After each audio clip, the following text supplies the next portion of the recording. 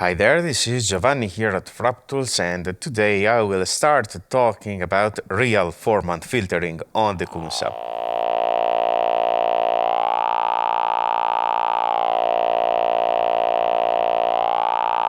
Now, before getting to the modeler, I would like to briefly introduce the concept of formants in this sense, and if you want to learn more about them, just let me know in the comments, as usual.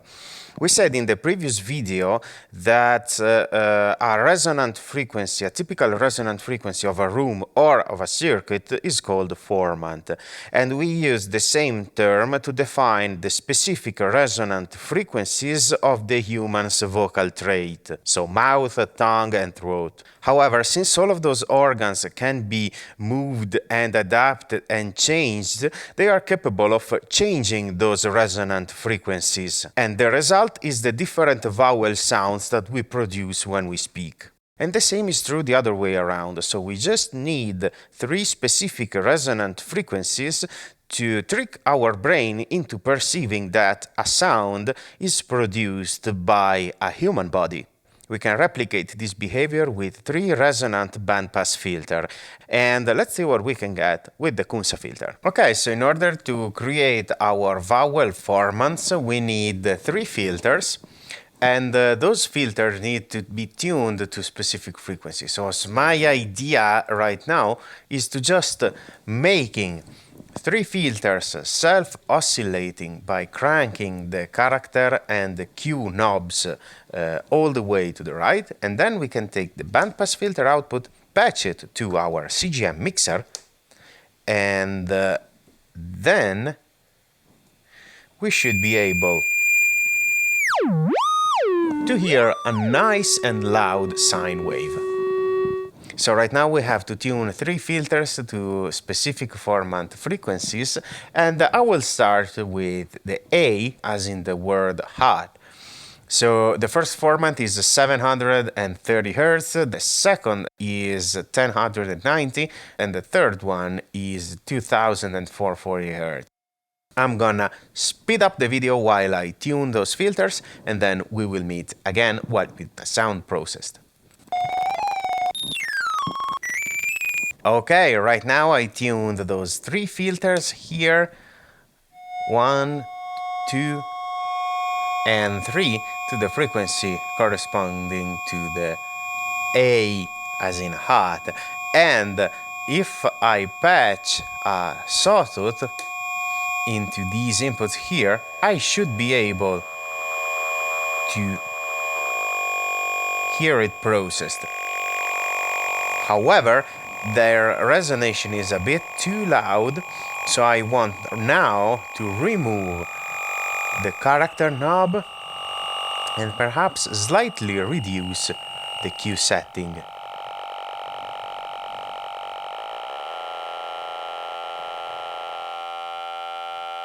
Until I have a sound free of distortion. That's actually already sounding as an ah. But the cool part of formant filters is to be able to scan across different vowels. And I think that it would be nice, now that we have found our A, to move to another one, which can be, for example, the O, as in bought. And so this vowel is, the formants of the O vowel are 570, 840, and 2410. So I will just replicate the same thing. But wait, if I detune them, I will lose my A. So my idea right now is to work with an offset. And so I will program a new track on the USTA sequencer. I will set my track 1, CVA, B and B both to raw mode, and their range is bipolar. So, and I will do the same actually also for track 2 by using the set all button. This way I will have the same setting across different tracks. And Right now, I will set my CVA to 0 volt, which now is in the middle, and the CVB as well. And I will do the same for CVA of track 2.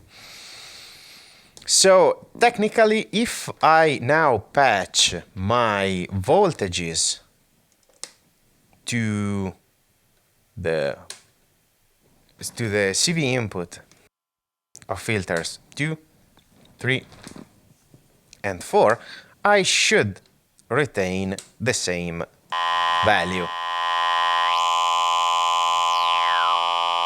That's not happening over here. Let's see why. CVB of track 1.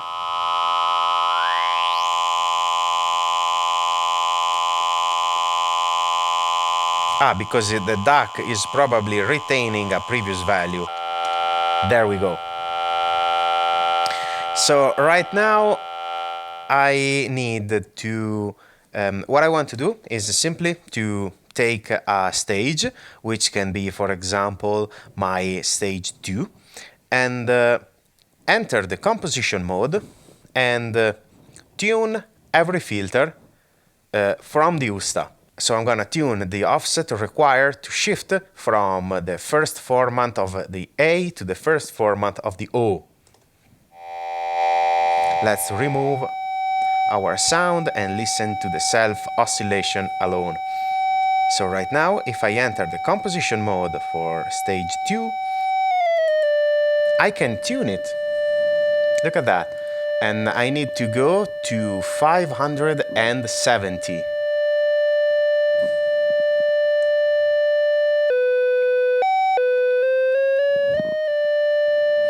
And I can take advantage of the fine-tune knob to be extremely precise down to the millivolt. There. And then let's move on to filter 2. I accidentally entered this over the first stage, but that's okay. I will just clone it over stage 2 and then clone an empty stage over to track 1. So right now I will move from 0 volt to the offset that changes the first format. And then I will repeat the same thing.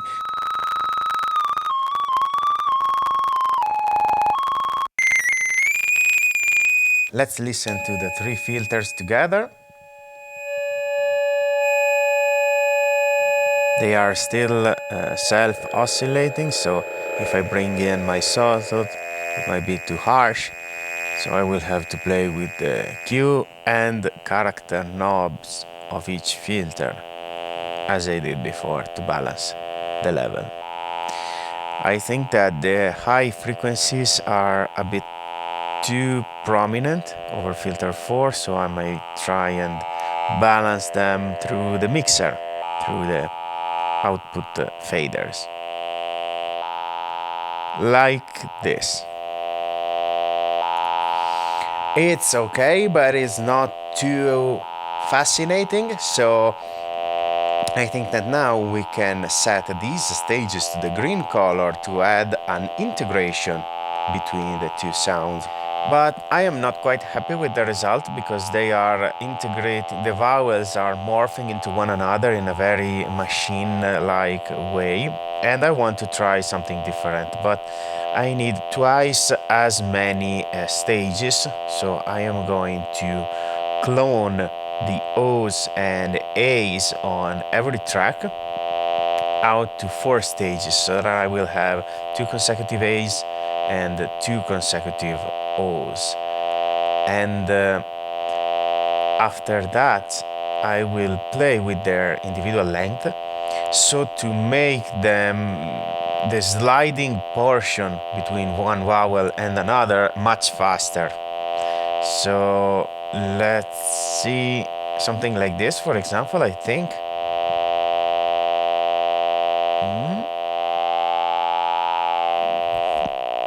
Let's try to pitch down the oscillator.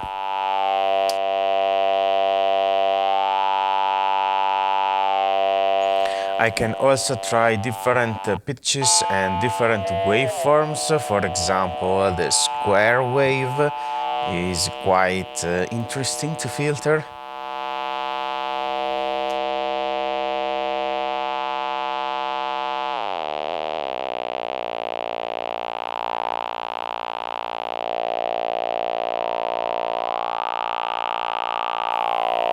By increasing the resonance, I can make the filter effect more pronounced.